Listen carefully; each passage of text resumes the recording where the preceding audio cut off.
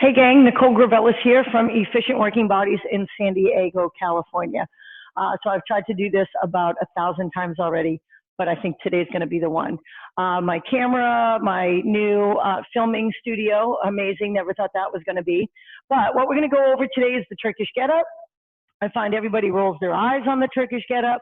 The key components with the Get-Up, the reason why it's so difficult is we're looking for mobility and stability of the joint. So that's tricky. Most of us can't even squat with our arms staying straight. So again, that's another component of that mobility and flexibility of the muscles in the joint. So the Turkish Get-Up, there's many different components to it. It's not surprising that it's confusing, right? So in my classes, I break it down in a point kind of system. The first point, the second point, the third point, etc. What we're going to do is we're going to go over each component in a point type system. And I'll share with you a little bit of like how I do it in my classes. Now, I'm not going to do any weight on my first round. On the last round, I will, so I can show you how the struggle is real. Ladies, just so you know, your goal eventually here is about a 15-pound kettlebell. Gentlemen, I'm sure a 26, a 30, a 35, probably. Remember, it's not necessarily about how heavy. Do we always want to challenge ourselves? Yes, we do.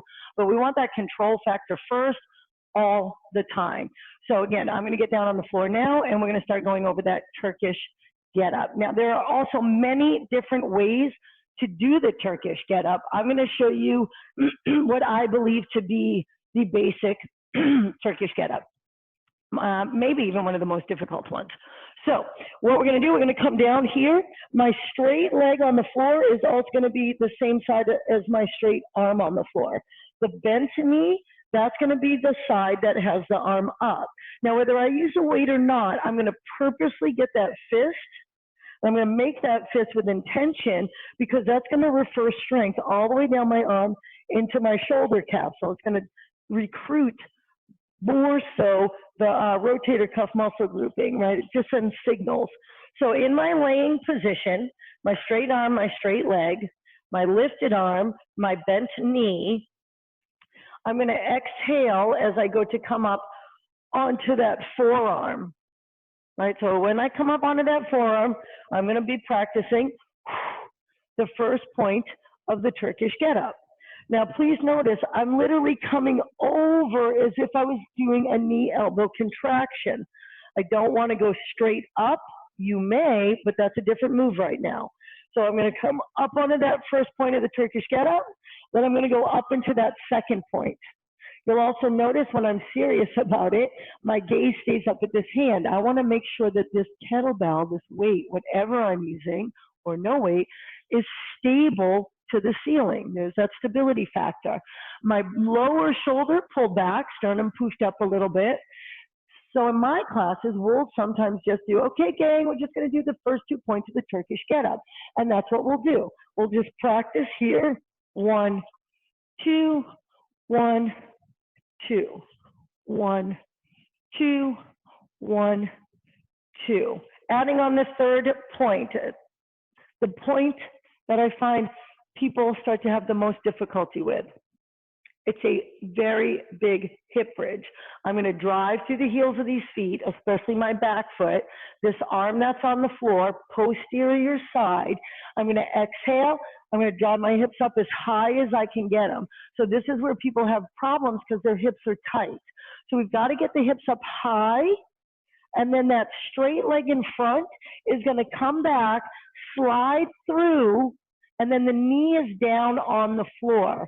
You'll note my gaze, I'm still working to keep it up at that top hand. I'm going to come up into my tall kneeling position. Tall kneeling position right there.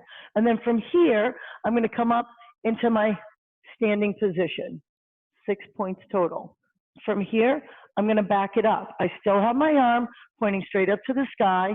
I'm focused on my core and what it's doing. Shoulders are part of your core. I'm going to step it back. I've got a little glute engagement. I'm going to lean it over, start looking up at that hand. What's that look like? The windmill, right? Then I'm going to pick my hips up, drive that leg all the way through. So also in my classes, the last week, the other week, we actually just did practicing that third point of that Turkish get-up, so my people can start getting more mobility, flexibility through the thighs and the hips. From there, third point, all the way down, back out to my forearm, and again, hollow hold. Here's my hollow hold. My belly hollows out as I slowly roll down. I'm going to do it now with the weight. All right. I'm going to do it with a big weight. I'll use the 15. I want you to see again, struggle is real. Now, I'm literally going to start by facing away from you over here, because when you're using a heavy modality, you want to make sure that you're moving that weight properly so that you don't get any injuries. And that's why we train, to be injury-free. So you'll see I'm going to bend my knees. I'm going to come up to my kettlebell because I oh so love it. You know you do. My bottom hand is the one that's wrapped around the grip, wrapped around the bell. I'm going to bring it out. I'm going to have that high arm up, weighted arm up, knee bent, and then my other two extremities out at that V shape. From here, I exhale. I know it's going to be tough, so I'm going to use my exhale.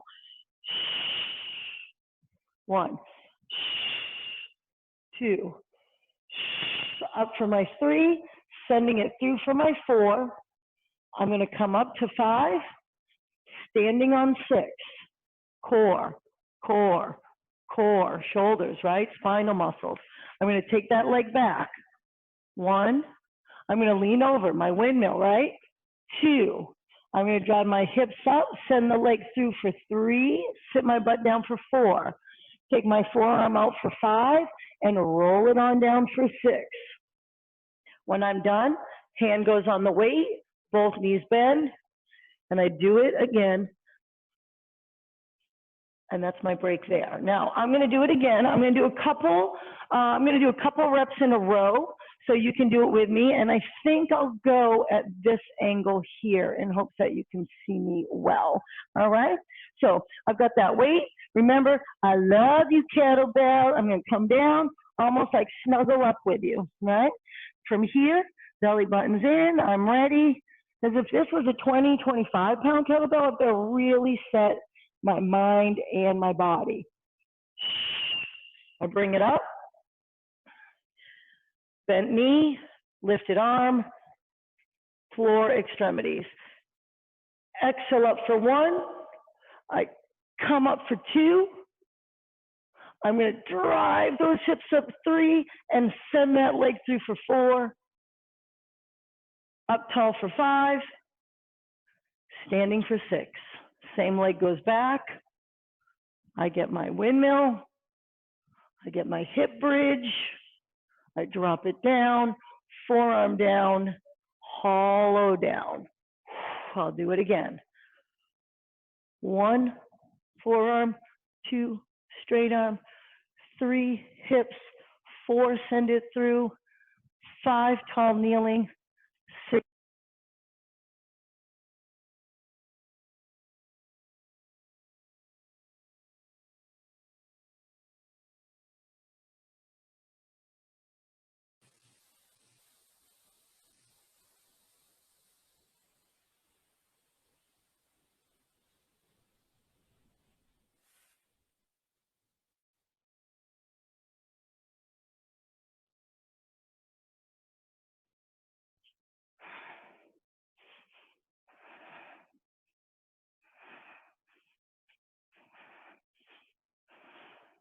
And now again, note how I'm going to come down with the weight. I'm going to get my other hand on it, bring it to my chest, and I'm going to roll to the side to release it. Please let us know if that helped you out with your Turkish get-up. I would suggest keep running the film over and over.